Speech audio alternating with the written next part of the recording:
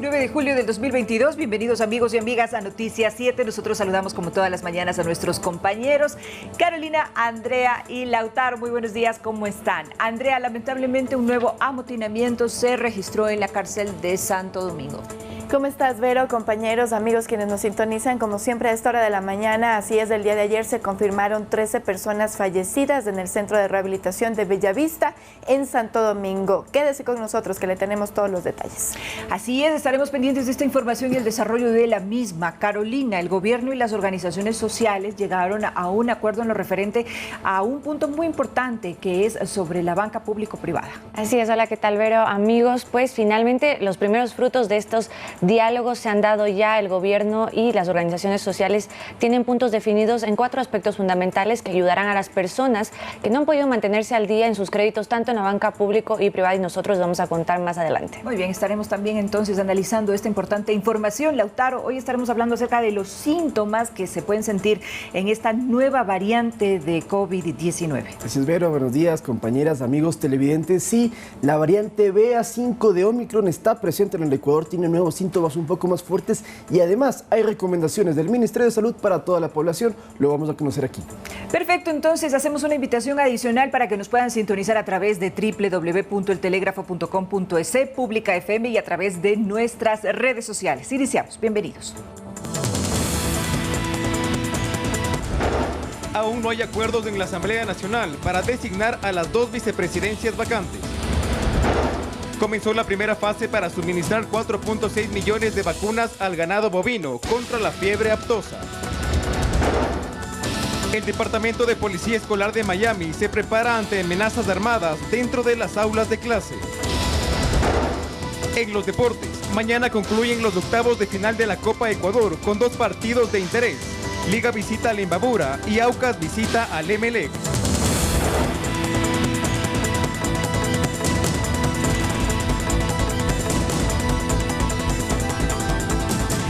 Seguir entonces con el desarrollo de las noticias, amigos televidentes. Atención, del Ministerio del Interior confirmó que el amotinamiento en la cárcel de Santo Domingo de los Áchilas registrado la tarde de ayer dejó lamentablemente 13 reos fallecidos y 2 heridos. Para retomar el control, el SNAI solicitó el apoyo de la Policía Nacional, que envió uniformados desde Manabí y Los Ríos, además de las Fuerzas Armadas, y el Ministerio de Salud Pública envió también su contingente. Frente a este hecho, el titular de la cartera de Estado anunció varias medidas. Escuchemos a continuación.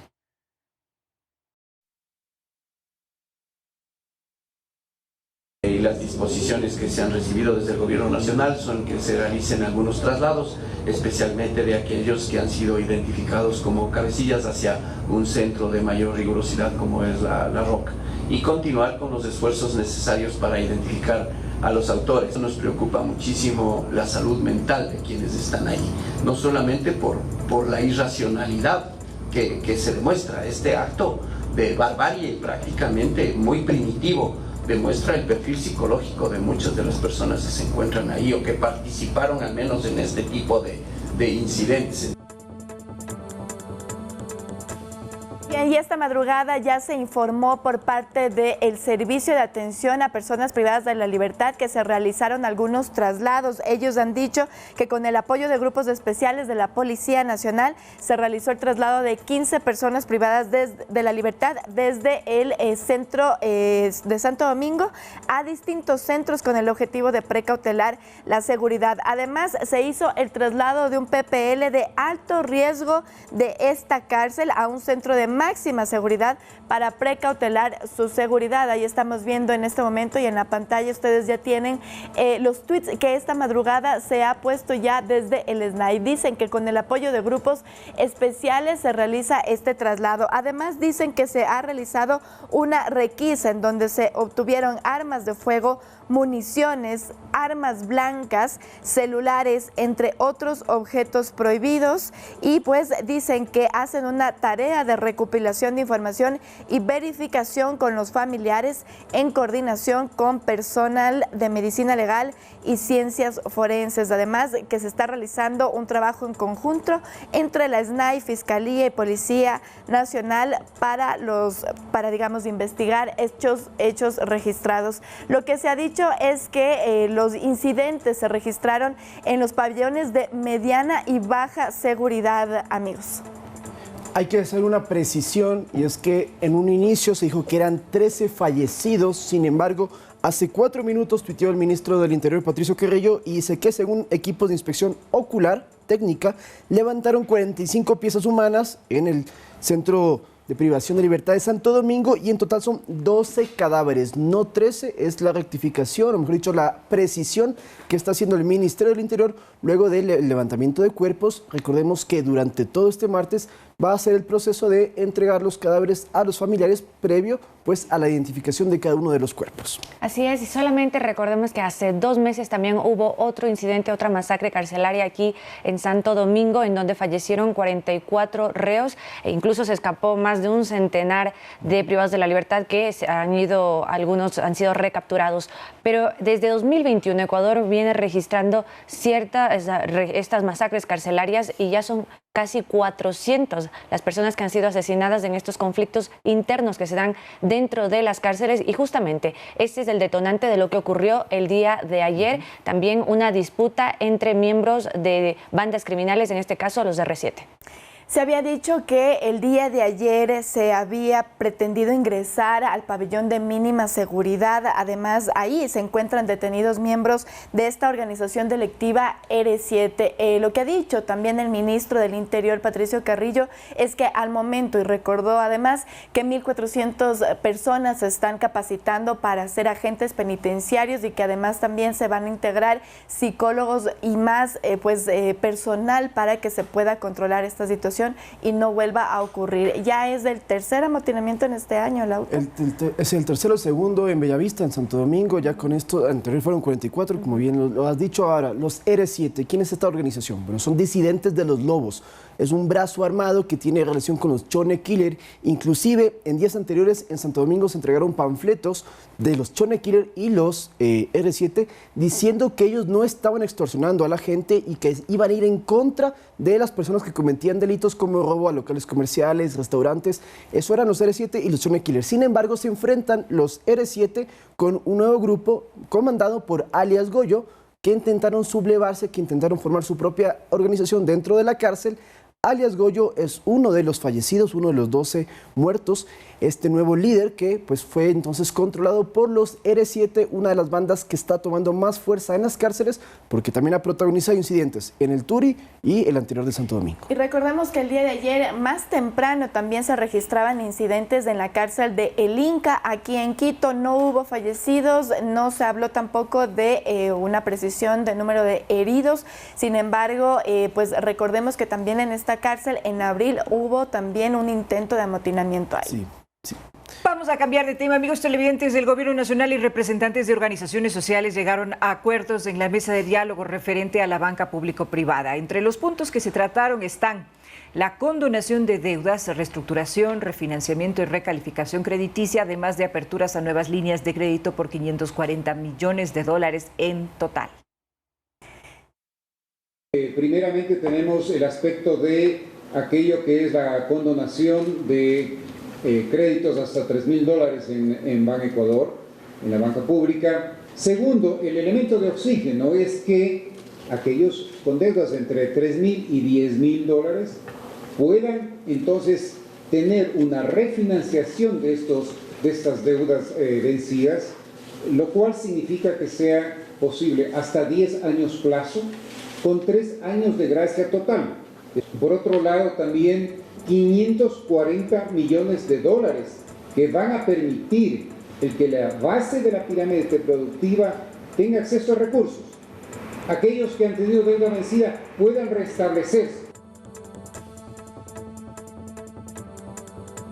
Muy bien, esta es la primera mesa de diálogo, mesa técnica que pues puede firmar ya esta acta de acuerdos. Recordemos que una de las estrategias que se había pues ya anunciado sobre estas mesas de diálogo que iniciaron la semana pasada es que cada 5 días deberían terminarse estas mesas. Esta se ha terminado un día antes. Lo que hay que rescatar, y yo quiero pues reiterar también las palabras de a quien escuchamos ahora mismo, es que otro de los alivios es que se va a poder refinanciar estas deudas de $3,000 y hasta $10,000 con 3 años de gracia, además 10 años plazo, y pues digamos en estos 3 años evidentemente no se pagarían los intereses. Eso respecto a la banca pública, pero en la banca privada lo que se va a hacer es una reestructuración de créditos, microcréditos, préstamos para pymes, también créditos educativos, y esto solo en bancos privados y en cooperativas. ¿Qué se hará aquí? Pues se analizará caso por caso para poder aliviar de cierta forma esta carga financiera, pero esto solamente para los créditos que hayan sido obtenidos en enero de 2020 hasta junio de 2022. Como decimos, esto será un análisis que se haga dependiendo del caso, se hará esta reestructuración o también un refinanciamiento, pero esto no afectará a la calificación de las personas que hayan incurrido en mora. Ellos seguirán manteniendo su calificación A1, pero solamente por una sola vez, lo cual les permitirá obtener nuevos créditos. Y es importante que sepan nuestros amigos televidentes y radioescuchas que estos beneficios son para toda la población, no solamente para el sector indígena. Lo han dejado muy claro las autoridades. Esto beneficia y permite acceder absolutamente a todos. Ahora, otro punto importante, y es que en el tema de los créditos son 540 millones que van a ser ingresados para que los ecuatorianos puedan acceder a diferentes préstamos. Por ejemplo, el de Creando Oportunidades, que son 200 millones más. Este es el de 1% a 30 años plazo. Está el crédito de productivo, que es en cambio 5% hasta 10 años. Ahí son 100 millones de dólares. Y hay 120 de 2 lugares, del CONAFIPS y también de la CFN.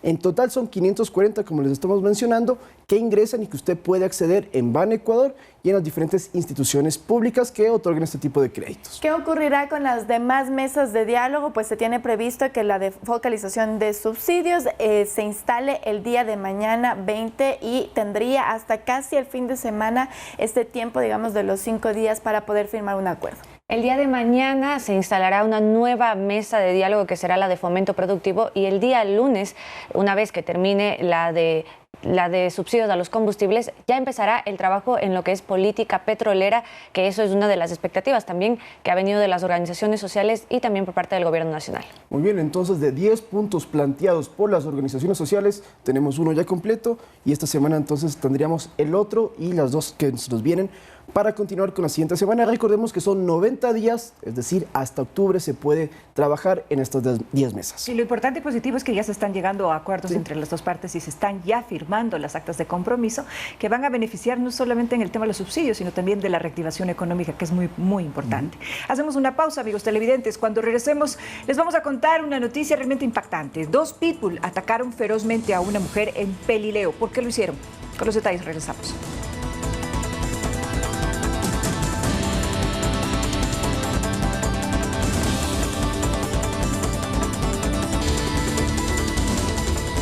Seguimos informando, amigos televidentes. A la fecha, en Ecuador se registran casi 1 millón de contagios de COVID-19, según cifras del Ministerio de Salud.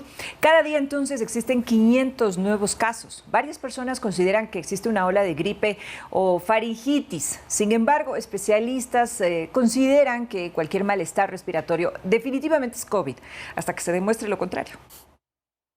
Ecuador pasó de un 5% de positividad viral a un 38% en tan solo 2 meses. Según el último reporte del Ministerio de Salud, diariamente existen más de 530 nuevos casos. Es decir, a nivel nacional, hasta el 17 de julio se registran 935.821 contagios. Para el epidemiólogo Esteban Ortiz, esto se debe a una razón. Que la gente básicamente ya piensa que el COVID se acabó. Parecería que la gente se aglomera cada día más. Ortiz señala que, aparte de las vacunas, debe haber un cambio conductual para evitar el incremento de casos. Hay gente mayor, vulnerable, que seguramente se cuida mucho, pero en cambio el nieto o el bisnieto irresponsable va a la casa a visitar al abuelo y les lleva el virus, ¿no? Y es que desde la ciudadanía habría una falsa percepción de una gripe o faringitis estacionaria, pues los síntomas más comunes como tos no se están considerando como COVID. No, el COVID no, pero sí gripe sí nos dio a todos en la casa. Sí pensamos que era, pero no nos hicimos ni los exámenes, nada. Sí he tenido gripe, pero siempre me dicen que es algo viral nada más. Sin embargo, expertos consideran que toda sintomatología respiratoria es COVID hasta que se demuestre lo contrario, y que la única forma es a través de una prueba PCR o de antígenos. Cuando usted tiene síntomas respiratorios, tiene que hacerse la prueba ese día. Y si es que usted tuvo un encuentro con alguien que salió positivo, usted debe esperar entre 2 a 4 días para realizarse la prueba estando asintomático. Edison Saavedra, Noticias 7. Experiencia. Por eso hay esta campaña de hacerse las pruebas, pero también de vacunarse, porque una simple gripe, como podríamos creer que tenemos, empieza a tener fiebre, empiezan otro tipo de síntomas, y hay dudas de que sea o no COVID, pero en muchos casos sí puede ser. Sin embargo, se están registrando los falsos negativos, que son aquellas personas que se hacen la prueba PCR o la de antígenos, les da negativo, creen que no tienen la enfermedad, pero sí la tienen, como explican los expertos, porque además los síntomas son muy similares a los de la gripe o el catarro común. Sin embargo, entonces es el virus. Una vez más recordemos que la subvariante BA5 está en el Ecuador y el 60% de casos de los últimos meses son de esta subvariante de Omicron. Lo que hay que estar conscientes es que los síntomas con estas nuevas variantes han cambiado y entonces quizá nosotros teníamos el patrón de antes tener esta molestia fatiga, molestia muscular y considerábamos que ahí teníamos una alerta de COVID, pero sin embargo hay un estudio que justamente yo lo leía y decía que a diferencia de las otras variantes, ahora los síntomas que predominan son el dolor de cabeza, el dolor de garganta y también la secreción nasal, que era, por ejemplo, la secreción nasal no era uno de los síntomas que se registraba con otras variantes, pero ahora sí, así que tome en cuenta también si tiene tos seca, si tiene voz ronca, si tiene tos con flema, también son indicios y síntomas de esta nueva variante de COVID que tiene que estar muy pendiente, pero sobre todo, como ya se lo ha dicho mi compañero y yo lo quiero reiterar, vacunémonos, que esa es una gran herramienta y en estos momentos hay la disposición, hay dosis, hay vacunas y hay espacios también para hacerlo. Esta semana nos acompañará aquí en esta mesa de trabajo un experto en salud para contestar todas las preguntas que tengamos. Yo no sé ustedes, pero no sé si han sentido ese viento helado que tenemos en la capital y que podría estar causando también gripe o a quien tiene rinitis, etcétera. Sin embargo, aquí estará para contestar todas las preguntas. Es que esa es precisamente una de las interrogantes, Andrea y compañeros, si es que existe la posibilidad de que no sea solamente COVID, sino también gripe o precisamente faringitis o cualquier otra afección a las vías respiratorias que han estado presentes y en los cambios de estaciones sobre todo. Entonces, si en la Sierra Ecuatoriana en este momento estamos viviendo la transición al verano, siempre se han presentado este tipo de sintomatologías y de enfermedades. Y fíjate que en esta misma mesa de trabajo tuvimos 2 casos, de que el uno sí fue COVID, que es el mío, pero la gripe que tenía Carolina y que eran síntomas muy similares, porque en mi caso personal, le cuento a los amigos televidentes, tenía fiebre, tenía dolor de garganta, tenía tos, el pecho un poco comprimido, pero Carolina, tú no estabas muy lejos de esos síntomas, ¿no? Y no te dio COVID, el tuyo salió negativo. Así es, de hecho mis síntomas eran dolor de cabeza y malestar en la garganta, pero, voy a decirlo, fue una reacción de la vacuna, pero no pasó a mayores, simplemente es parte del proceso y sobre todo es importante también tener este cuidado, porque cuando se dice de todo es COVID hasta que no se demuestre lo contrario, es justamente para precautelar el no contagiar a las personas que están alrededor. Y eso se lo hace, usted recuerde, con las medidas de bioseguridad, el uso de la mascarilla, el lavado de manos importantísimo y el distanciamiento social.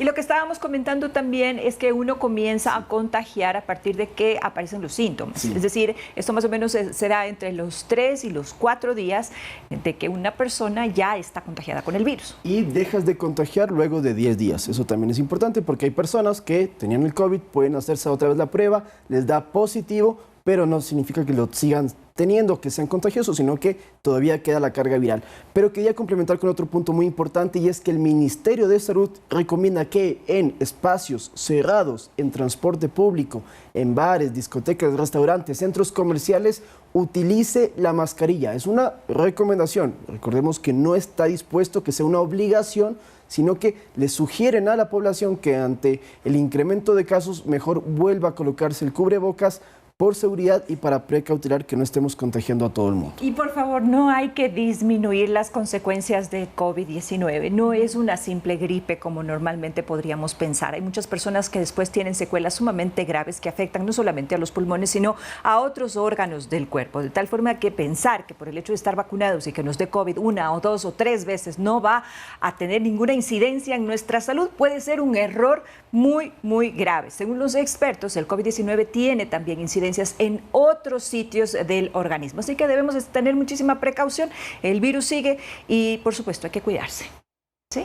Ahora, cambiamos de tema. 2 pitbull atacaron ferozmente a una mujer en Pelileo. Esto ocurrió cuando se limpiaba el lugar donde permanecían encerrados. Veamos el video.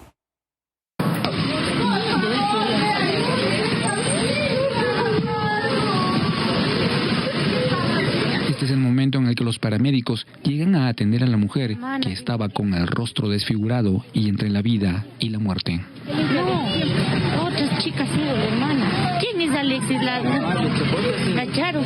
Ah, y no dice que es la hermana. Una parte del inmueble ha sido arrendado por lo que conocemos por el párroco, las autoridades de la iglesia. De ahí ha sido arrendada a unas personas. Estas personas han tenido sus canes en ese sentido y la señora que fue agredida estaba haciendo el aseo y limpieza de los patios. Los perros, al percatarse de una persona extraña, creo yo, o no sé si es que tuvieran otra actitud o alguna situación. El estado de la mujer de 47 años atacada es grave. La policía investiga este hecho. Al parecer, la tenencia irresponsable de los animales habría generado el ataque. Está grave la señora, estamos esperando que los galenos le estabilicen de mejor manera para nosotros poder seguir con los trámites pertinentes. Para expertos adiestradores caninos, las personas deben elegir cuidadosamente la raza de perro que van a tener y hacerse responsables de su crianza. Voy a tener un pitbull, si voy a tener un rottweiler, si voy a tener un doberman. Son perros potentes, son perros, no es que sean potencialmente peligrosos, son perros que necesitan justamente vivir claramente bajo jerarquías. Pudo haber sido que se sintió amenazado los perros y justamente por eso llegaron a atacar, ¿no? El Departamento de Servicio Público de Fauna Urbana del Gobierno Autónomo Descentralizado de Pelileo se hizo cargo de los animales que luego de los resultados de exámenes de temperamento podrían ser sacrificados. Muy bien, lo que se sabe entonces ahora es que se denunció sobre este ataque y pues evidentemente un tribunal decidirá qué ocurre incluso con los animalitos. Recordemos que esto ya ha ocurrido en anteriores ocasiones, ocurrió hace algunos años con un niño, también se atacó a una persona. Sin embargo, lo que han dicho los expertos es que siempre es de cómo se los trata a los pues de estos animalitos. Además, lo que se ha dicho también es que se va a ver causa por causa y hay que recomendar a la ciudadanía no dejar abandonados. Cuando ocurren este tipo de ataques, lo que se ve, al menos en Quito muchísimo y ocurrió hace algunos años, es que los dejan abandonados por miedo a que pueda suceder algo similar. No es así, depende de cómo se los trata, es como ellos actúan o reaccionan. Sí hay una consideración especial con esta raza, Andreita y compañeros, y es que cuando tienen una mordedura muy fuerte, sí tienden a tener una especie de paralización mandibular. Es decir, es una consideración especial de esta raza. Pero precisamente por eso, y más aún tomando en cuenta esta característica, hay que ser muy consecuentes con cómo es el adiestramiento específico para este tipo de raza. Y en general, todas las razas de los caninos necesitan pues tener particularidades. Pero no por eso son animales feroces o salvajes, sino que están siempre sujetos a la consideración de cómo estén ellos tratados. No lo son, y justamente por eso es que hay que evitar los estigmas de las diferentes razas de animales. Es importante, como ya se ha mencionado, el cómo se los cría, el cómo se los trata y también el manejo que se tiene con diferentes razas. Hay, por ejemplo, la recomendación de que los perros más grandes, cuando salgan a pasear, cuando estén en la calle, usen bozales por precaución, pero como decimos, no es un estigma que tienen y hay que tener estas debidas consideraciones, y además que también existen mecanismos cuando existan casos como estos para hacer diferentes denuncias, Lautaro. Sí, porque si bien es cierto, los animales hoy en día en el Ecuador ya tienen sus derechos y hay responsabilidades penales a quien los agrede, también los dueños de estos animales que pueden provocar mordeduras u otro tipo de lesiones también tienen responsabilidades y también pueden recibir sanciones Por ejemplo, en el caso de Quito en particular, la Agencia Metropolitana de Control recepta denuncias de si un perro le mordió o lo atacó. Usted puede ingresar un formulario, ahí está tipificado, y luego las autoridades pues establecen sanciones administrativas contra los propietarios. Es decir, reiteramos, usted puede tener un perro bravo, pero si ese perro ataca, muerde o hace algo contra una tercera persona, es su responsabilidad y usted puede ser sancionado. ¿Qué es lo que ha ocurrido entonces con la mujer de 47 años? Ella al momento está ingresada en el Hospital General Docente de Ambato y está con un pronóstico reservado. Lamentablemente, los testimonios dan cuenta de cómo se encontró la escena el día en que ocurrió este percance, y realmente pues lamentable lo que le ocurrió a esta señora que se dedicaba a limpiar este claustro. Qué lamentable situación. Estaremos pendientes entonces del desenlace, y si bien es cierto, el tema de las penas y de las responsabilidades tiene que ser por los tenores de los tenores de los animales, los tenedores de los animales, también la gente que cuida a los animales, ¿cómo lo hace? Es decir, el maltrato animal también está tipificado como un tema sancionatorio para quienes no cumplan con la norma. Puedes tener cárcel, ahorita no me acuerdo exactamente el artículo, pero sí, si uno maltrata a un animal, no lo cuida bien, tiene desde multas, inclusive puede llegar al caso a estar en el cárcel. Sí, ya están tipificados desde el 2019 en el COIP, así que mucha atención con eso. Ahora vamos a cambiar de tema. Les contamos que un tribunal de justicia ratificó la pena de 2 años de prisión en contra de la ex asambleísta de Alianza País, Norma Vallejo. Ella sentenciada por cobros indebidos a sus colaboradores. Sin embargo, los magistrados determinaron aplicar medidas sustitutivas, por lo que Vallejo pagará su sentencia en libertad.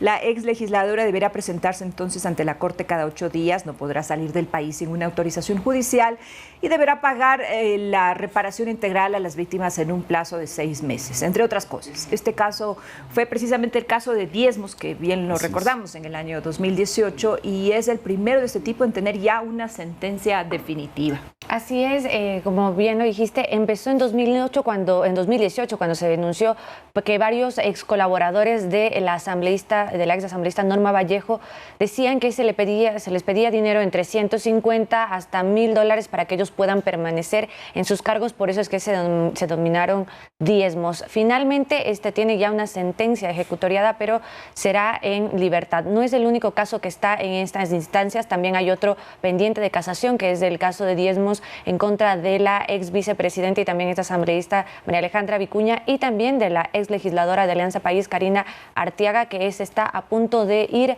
a juicio. Son los casos pendientes. Cuando hubo estos denuncias dentro del Parlamento, se los tramitaron como gestión de cargos públicos, y por lo cual varios legisladores han sido destituidos también.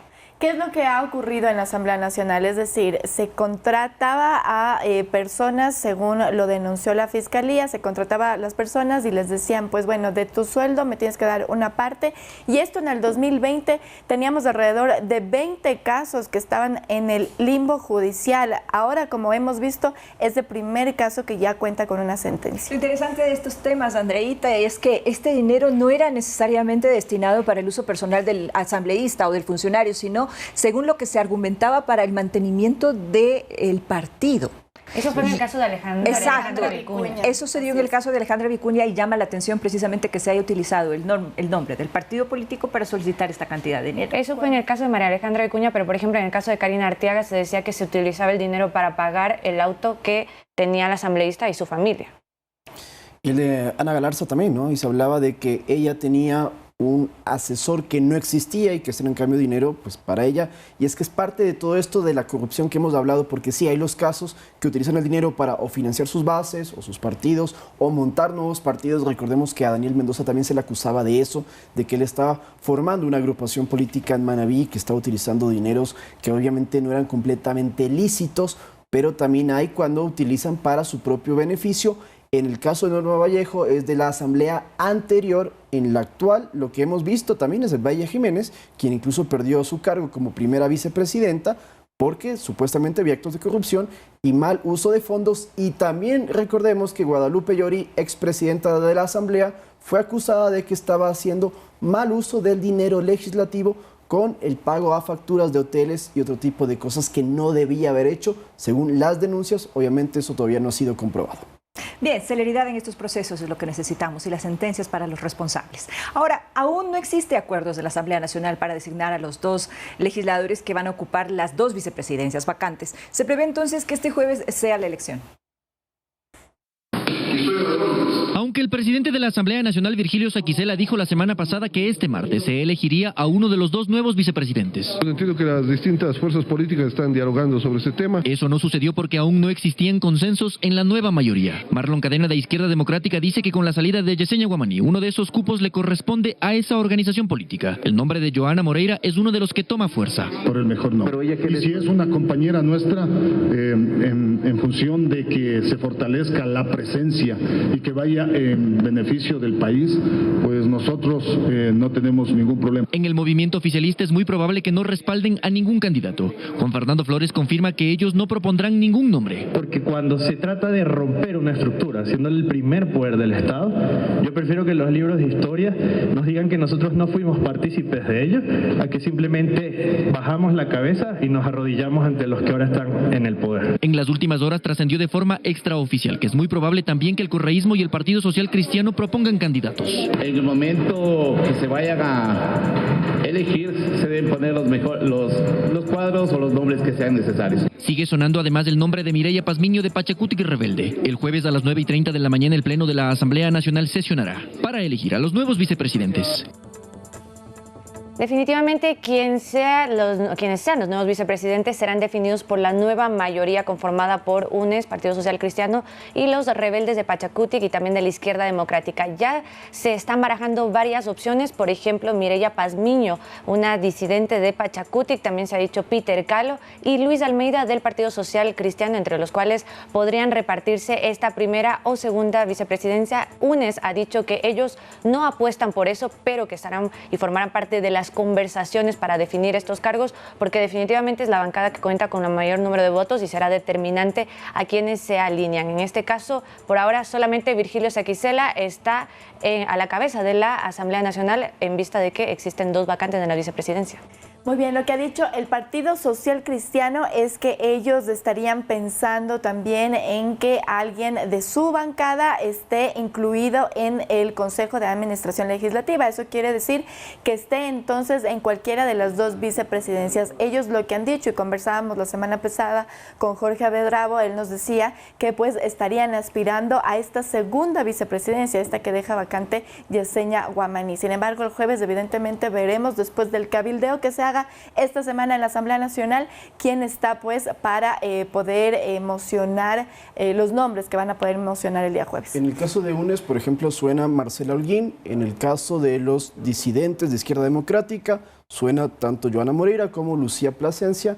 Habrá que esperar entonces el jueves para conocer exactamente quiénes son los candidatos y los votos que se necesitan, pero como ya lo han dicho mis compañeras, con los 44 de UNES es muy posible que ya lo puedan conseguir. Bien, hacemos una pausa, amigos televidentes, y cuando regresemos tendremos ya los detalles de la información deportiva. Ya está preparado nuestro compañero Fabián Alarcón para darnos los detalles de qué es lo que está sucediendo en el maravilloso mundo de los deportes. Así que ya regresamos.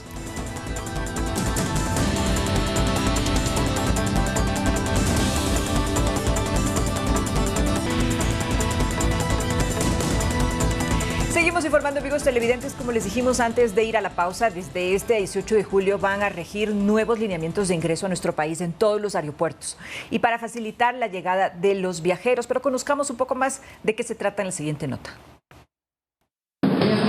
Hasta este domingo, para ingresar al Ecuador vía aérea se exigía la presentación de carnet de vacunación o una prueba PCR. Pero desde este lunes se flexibilizaron las medidas y también se acepta prueba de antígeno. Exactamente, hoy se da una tercera alternativa con la admisión de la prueba de antígeno también negativa, con lo cual tenemos 3 posibilidades, efectivamente, la presentación de carnet o certificado de vacunación o la prueba PCR o la prueba de antígeno.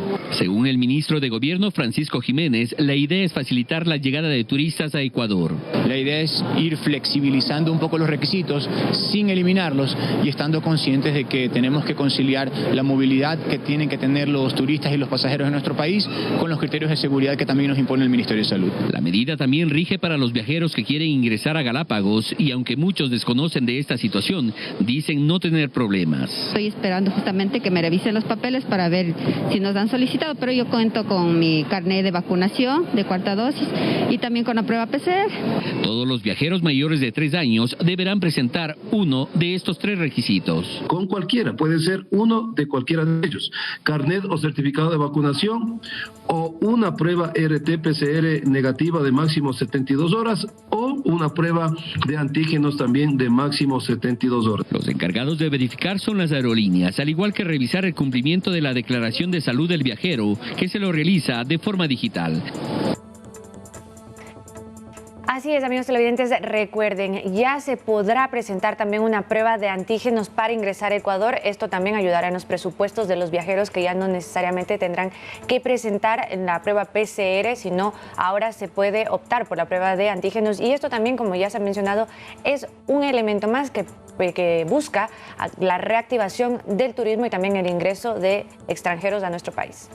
Claro, porque la prueba de antígenos es mucho más accesible, tiene un valor mucho menor que la PCR y recordemos que no en todos los países hay tanta accesibilidad a las pruebas. Hay naciones, como incluso en el Ecuador, donde sí se puede encontrar en varios lugares, pero en otros no. Por eso, entonces, con esta relajación o reducción de las medidas y de las restricciones, pues de esa manera se espera, como ha dicho tú, Carolina, que puedas ingresar.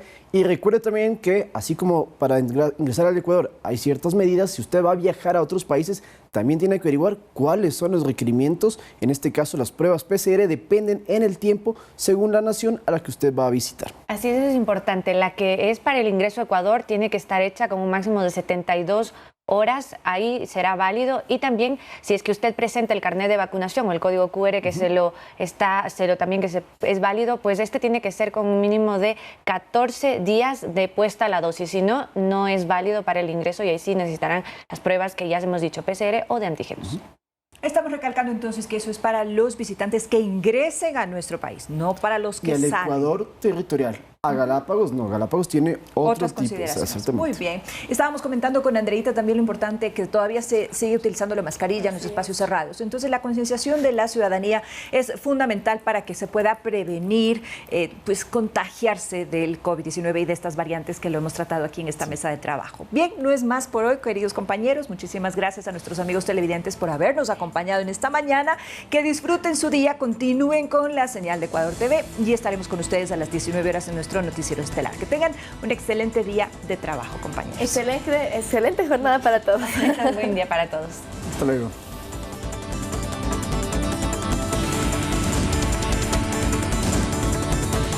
Les recordamos que dentro del Distrito Metropolitano de Quito, la restricción vehicular pico y placa rige de lunes a viernes en la mañana desde las 6 hasta las 9:30 y en la tarde desde las 16 a 21 horas. Este martes, las placas terminadas en 3 y 4 no pueden circular en la mañana de 6 a 9:30 y en la tarde desde las 16 horas hasta las 21 horas.